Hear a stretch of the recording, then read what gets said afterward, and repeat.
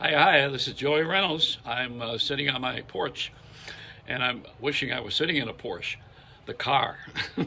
But the bird is gone. I had my bird, so we have a wise stuffed owl.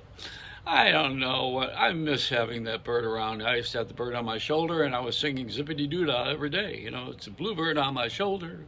It's the truth. It's what's actual. Everything is satisfactual. Don't you wish you had one of those days? It's Uncle Remus from Song of the South, and everything was pretty good until somebody came along and started to shake his world up because he was kind.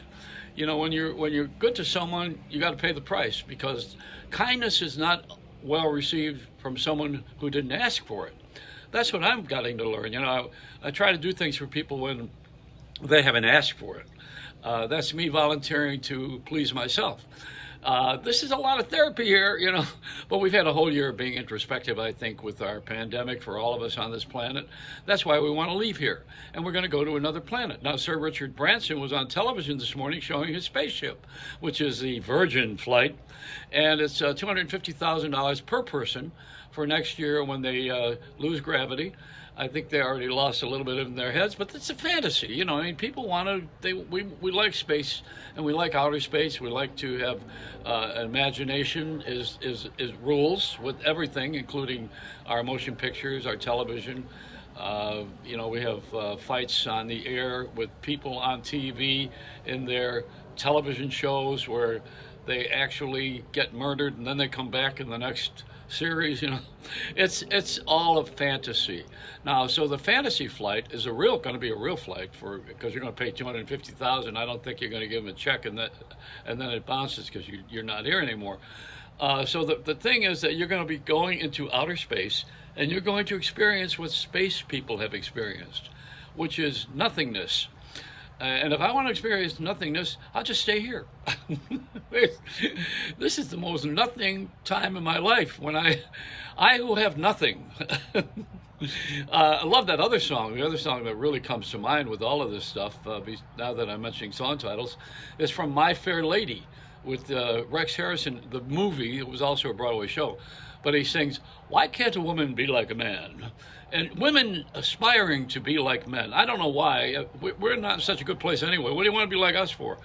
I don't think Eve was trying to be like Adam. I think Eve had a different calling. And I think somewhere along the line women want to be where men are, and I don't know why. I don't know, what the hell are you thinking? Pretty soon you're going to be mad at God for not making you first. This is not a contest. It's just simply there's a difference. Men are different than women.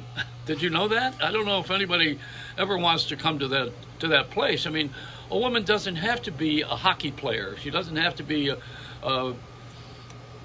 you don't have to be anything that guys are famous for in what they call a man's world. Thank you, James Brown. It is a man's world in that we were built to carry a heavier load, and women were built to put up with us. And we're getting away from that. Where women are wanting to be more like men in the practical application. I think women, when they do the same job, should be paid the same. I mean, that's without a doubt. And I think women should be promoted for their work and their efforts.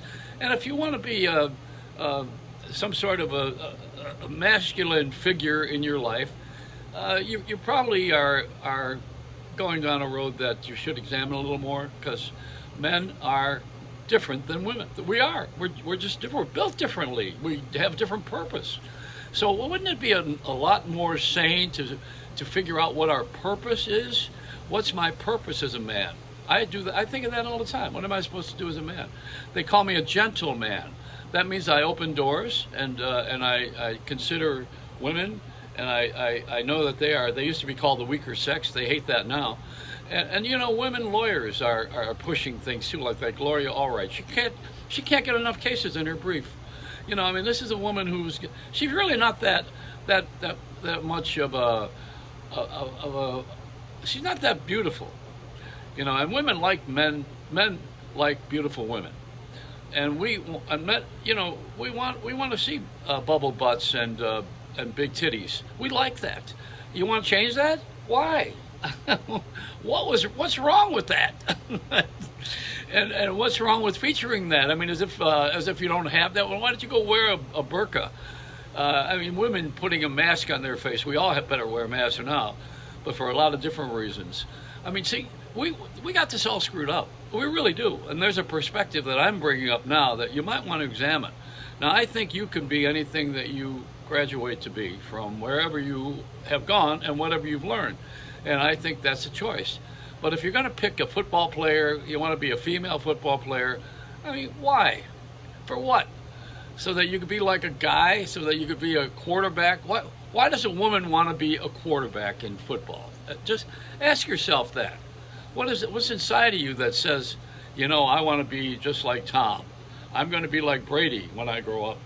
Yeah. Now, there's a nice role model for someone to think, well, men are presidents, so now I want to be a president.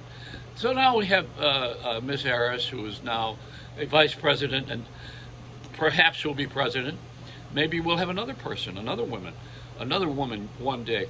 We're assimilating in professions based on ability and talent, not on desire to be like. That's the difference. Because as I learned it in school when I was a kid, like seeks like. And here's the way the nuns used to say it. Birds of a feather flock together. That means that you want to be like the other person. Then when I got to be a little older, I was Joseph in school, and birds of a feather flock together. Then when I went into high school, it was like seeks like. You know, so people hang out together because they're like the other person. You'd find a gang of people who go to the soda shop afterwards, is what we did in those days, and you would smoke a Pall Mall cigarette, which is also what we did in those days, and you would share it with somebody like you. Like seeks like. And then when we went to the college, they taught us quite the opposite. It says, opposites attract. So I thought, whoa, wait a minute. I thought birds of a feather, I thought like seeks like, and now I'm finding out that opposites attract? Where did that come from? And in reality, after all of that and during all of my drunken and drug trips and my therapy and everything that I've gone through so far in my life, I've learned the principle. Sick, pick, sick. It's a Reynolds wrap.